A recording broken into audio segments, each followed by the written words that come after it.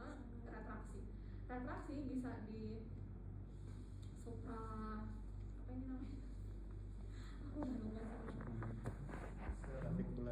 Ya, di atas sini lah ya, di atas sini bisa di intercosta, bisa di subcosta, sama di bawah processus ya yang kelihatan tarikannya dalam, terus biasanya dia nafasnya akan cepat juga. Nah itu tanda anaknya mengalami distres nafas gitu.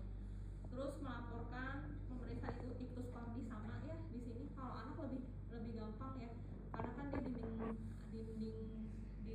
apa namanya, dinding dadanya lebih tipis.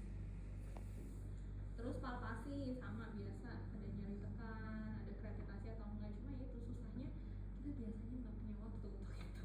Udah keburu nangis anaknya. Pengembangan dinding dada, frenitus itu sama.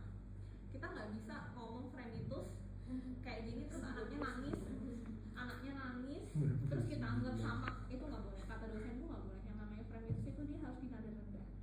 Jadi kalau anak-anak yang belum bisa bicara, ya udah kita nulisnya sulit dievaluasi. Gitu. Kalau misalnya anak yang udah besar, dia harus di nada rendah kan soalnya. Jadi maksudnya kalau nangis itu kan nadanya tinggi, sedangkan kalau ngomong itu kan nadanya rendah yang 99.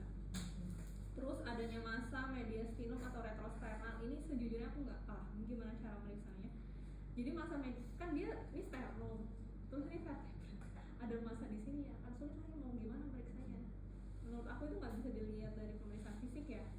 Biasanya dia pakai Rosenthal ke minimal. Terus palpasi ictus cordis biasa ya. Perfusi paru dengan benar sama kayak di dewasa. Ada titik-titiknya kan tuh yang sampai